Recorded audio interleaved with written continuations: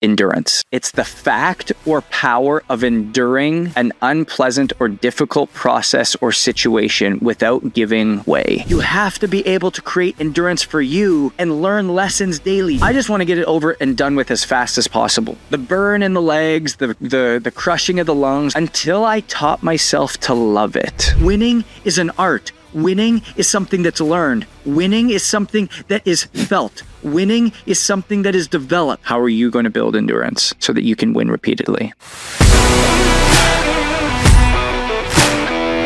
Hey everybody, welcome back to the Own It Show. I'm your host, Justin Rothling-Schofer. And if you are new here, I'm so glad that you're with us. It is here where we get to tell stories of people who have taken ownership in their lives and live in ownership and have made ownership theirs so they can realize life in a different way. And trust me, life is different. If you take a look back at our 300 plus episodes, you'll notice the transformations and the testimonies from not only me, but also from all of the guests that we've had on. So I really encourage you to go back and take a look. And if today's episode or any episode in the past really changes you, really affects you, really moves you, all I would ask is that you would subscribe, leave a comment, share it with somebody that you love so that we can start to reach more people. And today, I just get so excited. I get so excited because when I come onto these podcasts, I think a lot of people just think you hit start, you hit play,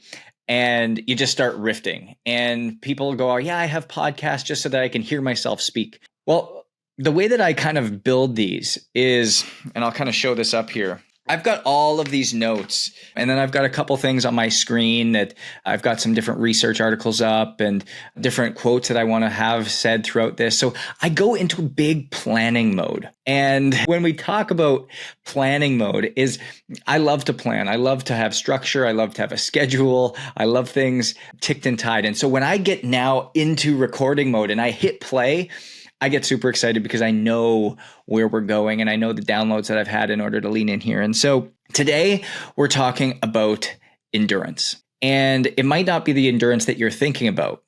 Endurance, oftentimes when we think about it and we think about the definition of endurance, I'm going to look it up here as we speak. Endurance definition. When we think about the definition of endurance, it's the fact or power of enduring an unpleasant or difficult process or situation without giving way. She was close to the limit of her endurance. That's the noun.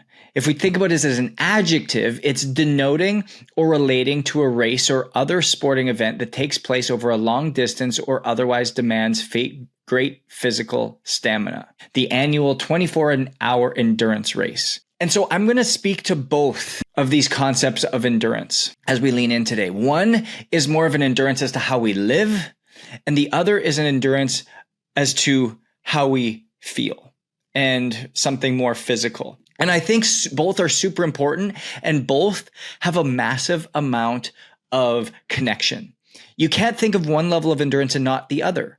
It's honestly why I love fitness and training as an analogy for life, why I love sport for life, why I love this connection of the ecosystem of what Own It actually is, where we work with people to truly help them understand how does all of this come together. It's why when at the end of the day, what we actually do in Own It is, yes, it is a health and fitness company. We coach you through this through highly personalized ways, through data and testing, and then high levels of accountability. But at the end of the day, we're helping you live better. We're building endurance and strength to take on everything that you're going to go through. I was recently did a keynote down in Chicago. And well, I guess it's up into the middle. I'm in Miami, so it's north and west, but went and did a keynote in Chicago. There was about 1,500 people. And I asked the question before I got there. I said, what would you say is another word that comes to mind when I say endurance? And these were some of the words that I got: stamina, fatigue, withstanding, repetition, cardio, aerobic, distance, running, willpower, velocity, grit, efficiency, intensity, perseverance, strength, VO2 max, cross country, heart, resilience, resistance, energy, tenacity, training. And I think this proves my point where there's words in there that speak specifically to the fitness side of things, but there's also words in there that speak to our ability to endure the day-to-day life that we're going through. And why I love the word endurance and why I love the component of what we have to go through is because endurance speaks to having to endure something. And when we think about the definition for endure, it's suffering patiently. Man, I just got goosebumps. Suffering patiently. And when I come back to this suffering patiently, it takes me right back to the episode I think I did 2 or 3 weeks ago. And I was talking about jumping back into high rocks and why I was going back into high rocks and DECA races and why I stopped in the first place. And if you didn't listen to it, I suggest you go back and listen to it. But I really spoke about how I got out of it because I was starting to get just this massive levels of anxiety every time I would go in, because as soon as I started, I would wish it was over. And when you think about suffering patiently, it's really what I've just come to really, really enjoy. And I found joy there for, quite frankly, one of the first times in a long time. And when we think about patiently suffering, it just gives me goosebumps every time I say it. Because I would say right now I'm about 3 weeks into my high rocks training, and these are brutal. These are brutal. I show up every single morning at 6 a.m. David Carpenter, who you heard on a podcast about a month ago, Kai Clancy, JP, Joshua Paul. You heard all of them on my podcast over the course of the last 2.5, 3 months. And we train together every single morning. We meet and we dive in together. And we suffer together patiently. Every single time I come to the start line of what our workout is, like this morning, we did barbell back squat and paired with glider reverse lunges. We did 4 sets, 5 each. That was like how we started. Then we went into like the real workout, which was a 400-meter run with 20 burpee long jumps, into a 600-meter run with 40 wall ball thrusters, then an 800-meter run with 60 sandbag lunges, then a 1,000-meter run with 60 sandbag lunges, then an 800-meter run with 40 wall ball shot thrusters, and then 600-meter run with 20 burpee long jumps, finished with a 400-meter run. It was like this big pyramid, and it was finish as fast as you can. Well, when you think about finishing as fast as you can, the first thing that goes through my mind when I know what I'm about to do, when I know the suffering that's about to happen, when I know the difficulty that's about to be there, I just want to get it over and done with as fast as possible. The burn in the legs, the crushing of the lungs, the sweat pouring everywhere, the angst that feels in the body, until I taught myself to love it, until I taught myself to slow down. The time doesn't validate you. The time doesn't say whether you're good or not. The time doesn't say whether you're worthy or not. The time doesn't say whether you're good enough or not. Simply going through this test of endurance, patiently suffering for 37 minutes and 17 seconds this morning on that one, it all of a sudden stops at 37 minutes and 18 seconds. Think about that for a second. I patiently endured for 37 minutes and 17 seconds. And on that 18th second, the suffering was over. It stopped. My heart rate starts to slow. The pain in the body slowly starts to leave. And all I'm left with is a sense of pride, joy, accomplishment, success, winning. And this is the exciting thing that starts to happen, is when we've done this now in different ways, different forms. The workouts are always different throughout the week, and then we repeat them for 4 and 5 week cycles, is that every single time that you get to the start line and you get to look at what your time was the week before, yes, you're shooting to get a better time, but you're not judged on whether you get a better time. And just as a byproduct, just as a consequence of showing up every single day, being willing to patiently suffer, being willing to remain in existence and simply last, the times have gone down. And as I was sitting in the sauna after this morning, something came to me as David and I were chatting, and he was talking about how he feels so much better. And he goes, today was the first day that I actually felt good. Like I actually felt like my fitness level was getting up to where it was. where it needed to actually hit these runs at the speed and not have time drop-offs. And this just hit me. And I said to him, I said, yeah, David, but you have to do it repeatedly before it happens suddenly. You have to do it repeatedly before it happens suddenly. And that's just not for fitness. You have to go and call clients repeatedly over and over and over and over again before you have a successful business. You have to go and pursue your spouse over and over and over and over again before you have a close, deep, intimate marriage. You have to go and encourage and love on your kids before you have a trusting relationship. I think so many times we just want to show up and do it once. And because it's hard, because it's difficult, because it's unfavorable, we're like, hey, that's it, I'm done. Hey, how long do I have to sit in this before I can get out? And endurance is what we're called to, because this is where we have to step back and we have to think about it. We can rejoice too when we run into problems and trials, for we know that they help us develop endurance. And endurance develops strength of character. Character strengthens our confidence, and confidence establishes hope. Think about that for a second. This is how we were designed.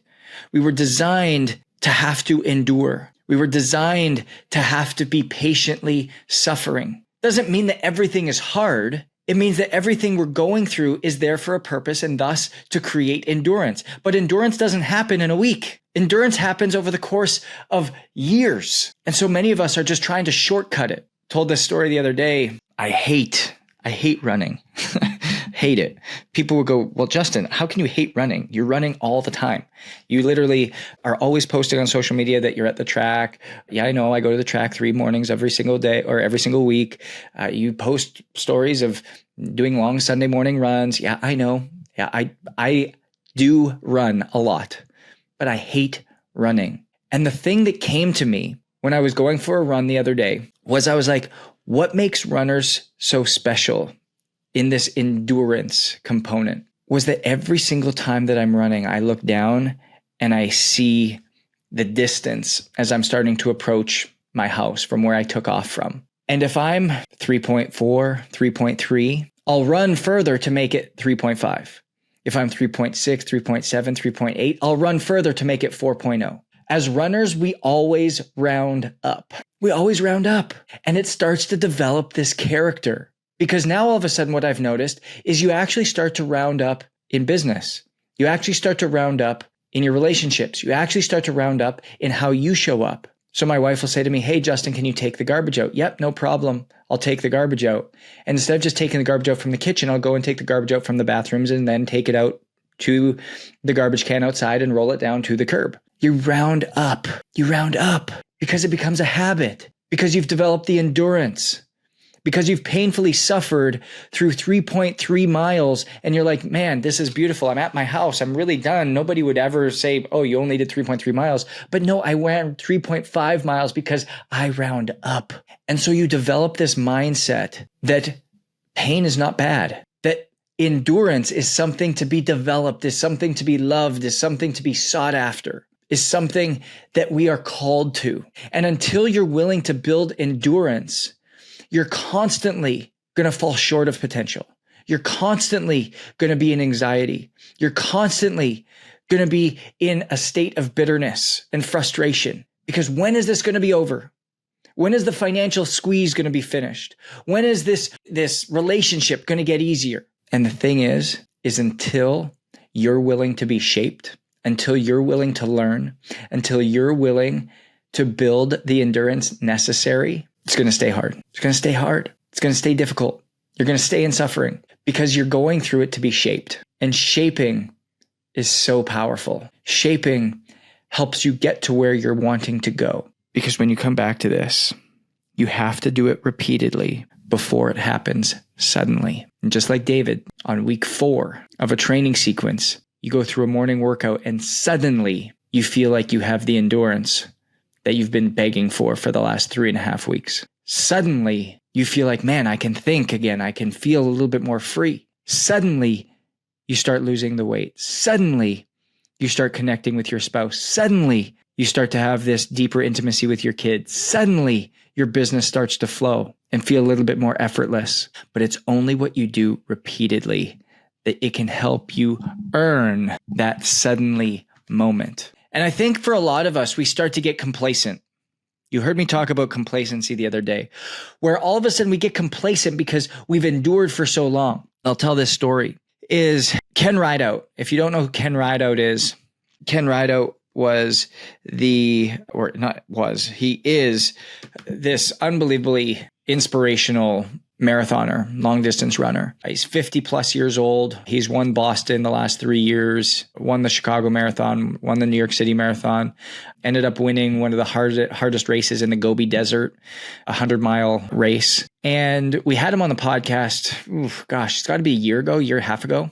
But just go look up Ken Rideout. And he tells actually a couple stories on there that he's never told on any other podcast before. And when we sat with Ken, something that he said to me when we were together one moment was, he goes, Justin, nobody will ever beat me in a race because I know what it feels like to suffer. And the things that I've suffered in my life, from being in jail to drug addiction to losing potentially all of every penny of wealth I've ever built, suffering through that compared to doing a race. He's like, I know that if I wanted to, I could stop running and the pain would be over. I know that I have control over when the pain stops. And I've just learned, it's so good.